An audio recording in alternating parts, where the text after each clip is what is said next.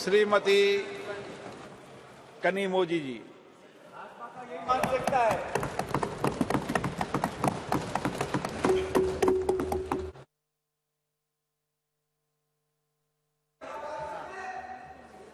Thank you, sir. What nonsense is this, yeah? What is this, sir? Heckling? What is heckling? She's not. What is this? I haven't even started. Sir, what is I don't this, even yeah? understand. நீங்க என்ன பேசுறானு புரியாது. I know. எதுக்கு புரியாம பேசுற? Sir, ये भाजपा का मानसिकता है। sir, what is this? She's not even started and your member is heckling us to the speaker. This is the respect for women. Exactly, sir. What is this? I don't even understand what he says. What is the point in saying this? What is this? Why is it started? This is the respect for women. This is how you behave. BJP doesn't respect women. They have no respect for women. Started a speech. Shame on you. Shame on you. Really? Shame on you. Shame on you. Really shameful. Idiot. Very shameful. Idiot.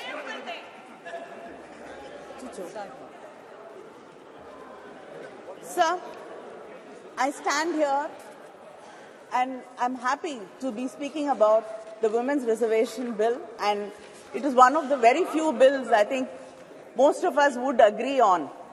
And we thought this bill will be passed with all of us supporting each other and standing together.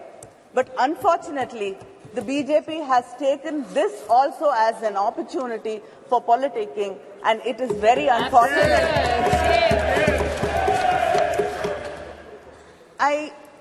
I'm just reminded of what Periyar said when I see the BJP speaking here and heckling us, that the pretense of men that they respect women and that they strive for their freedom is only a ruse to deceive them. You did. Just you did. That is your first example. I'd like to quote the former Chilean president, Michelle Bachelet. A better democracy is a democracy where women do not only have the right to vote and to elect, but to be elected. In 1990, after the Montego-Chelmsford reforms were passed, we got the rights to vote, especially in the Madras presidency and the Bombay presidency. The Justice Party, Needhi Katchi, passed a resolution on 10th May 1921 to grant voting rights for women for the first time in India. In 1927, Tamil Nadu elected its first women legislator in the country, Dr. Muthulakshmi Reddy, who was instrumental in abolishing the Devadasi system. But, sir, nearly 100 years after that, we still have not passed the bill. In 1929, Periyar, in the Self-Respect Conference in Chengalpet, passed a resolution insisting on reservations for women in education, employment, and politics. The Women's Reservation Bill was first brought with the support of the DMK during the United Front government in 1996, September.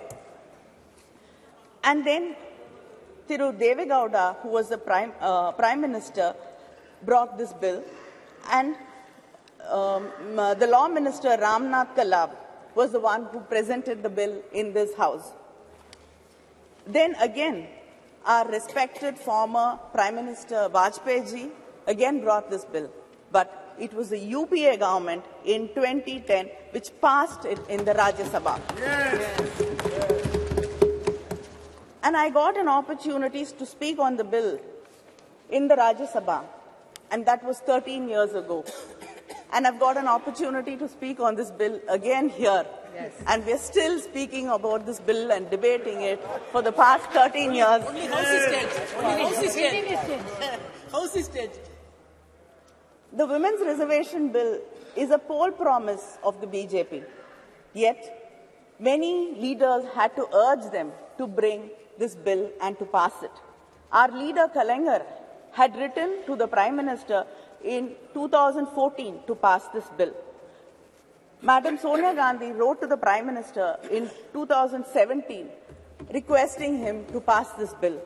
Our Chief Minister, M.K. Stalin, wrote to the Prime Minister again in 2017 requesting and urging the government to pass the bill.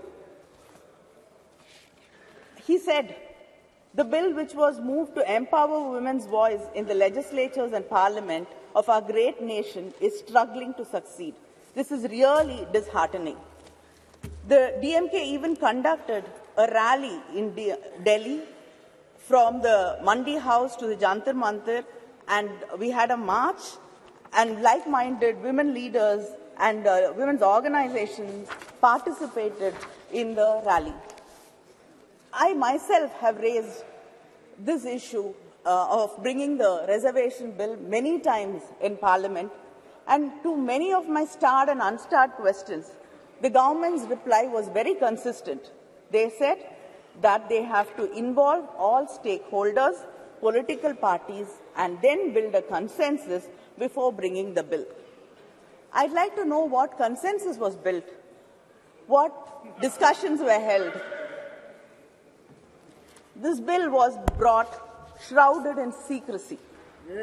We did not know why this session was called for. In the all-party leaders' meeting, there was no mention of this bill. I don't know if any of the political party leaders were called for discussions and deliberations about bringing the bill. And suddenly, the bill popped up from our computer screens like Jack in the Box. Is this going to be the way this government is going to function?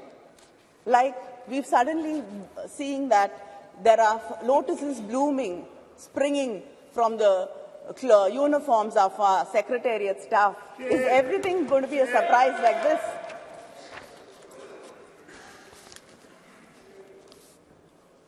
In spite of all this, when the Prime Minister mentioned the Women's Reservation Bill, and when our own Megwalji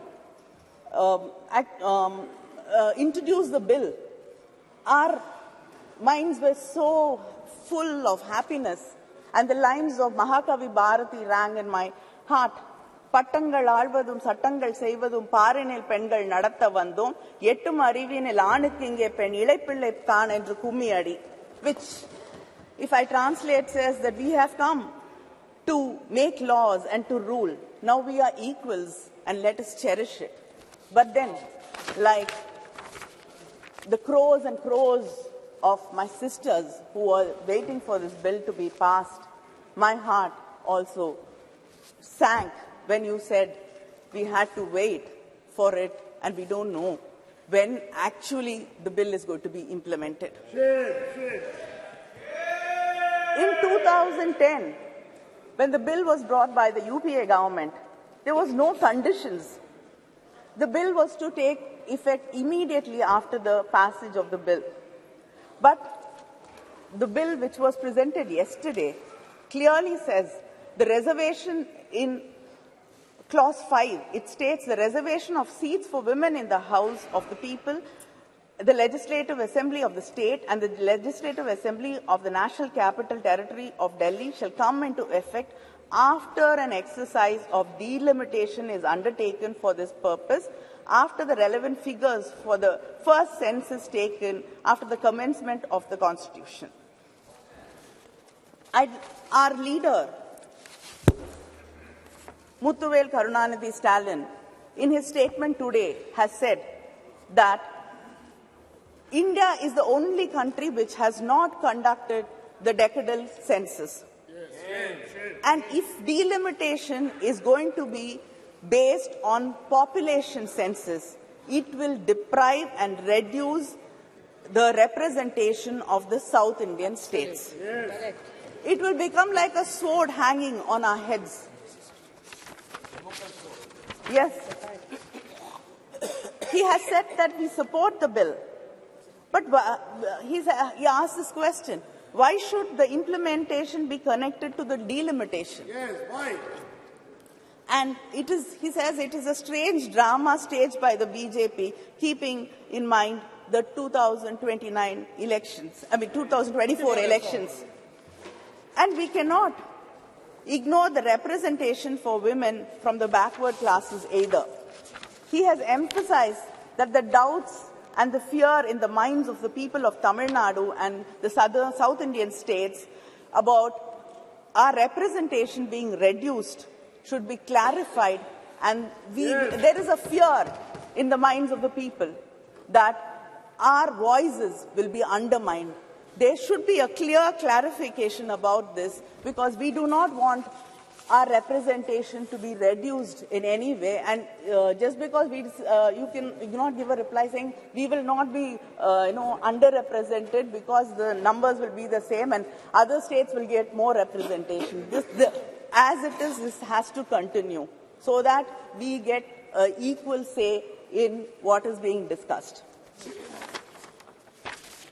Sir, the 17th Lok Sabha has passed 40 bills on an average every year, and without hardly having opinions of women and without even hearing our voices in this House or the Rajya Sabha.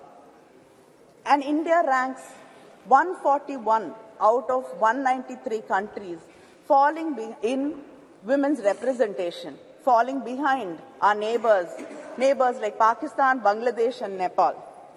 How long should we wait to see this bill being implemented? It can easily be implemented in the coming elections, the parliamentary elections. This bill, you should understand, is not a reservation, but an act of removing bias and injustice. And if you do not remove the clause which says after delimitation, then there is no point, because we do not know when this inordinate delay can go on. You can do the census, the delimitation after 10 years, 20 years, 30 years. The wait will continue going on. 2021 is not done. And of course, some of our leaders are very worried that if a woman becomes like a man, like if a man becomes like a woman, he gets the qualities of a woman, then he becomes God. But when a woman becomes strong, brave, then it is not something which is acceptable and she becomes a devil. You believe in God, you believe in Hinduism, and I'd like to ask, what is Kali? Isn't she brave? Yes. Isn't she strong? Yes. So who are you insulting? This is why cannot women be strong? Why cannot women be brave? There are stories of, haven't women participated in the independence struggle? Haven't women fought wars? Haven't you seen leaders, strong leaders like Mrs. Indira Gandhi in this country? It is this kind of words which actually put fear in our hearts. And yes, Jayalalitha was a strong leader. I accept. I have no hesitation in accepting that she's a very, very strong leader. Well done, Kani. Well done. Well done. Leader admitted. Exactly. Well done, Kani. And Mayawati ji, Madam Sonia Gandhi. Yes. Mamta Banerjee. And the one of the names you often forget is Sushma Swaraj ji. Yes. And I also like to quote You can keep what we don't want it. I like to quote what Shri Arun Jaitley ji said when the discussion in Rajya Sabha happened. He said, the argument that men can also ensure justice to women has been weakened. Underrepresentation and discrimination stare us in the face. Politics of tokenism must now evolve into politics of ideas. So please stop this tokenism. And this bill is called Nari Shakti Vandan Bill. Stop saluting us. We do not want to be saluted. We do not want to be put on pedestals. We do not want to be worshipped. We do not want to be called mothers. We don't want to be your sisters, your wives. We want to be respected as equals. Let us get down from the pedestal and walk as equals. We have a right to this country as much as right you have.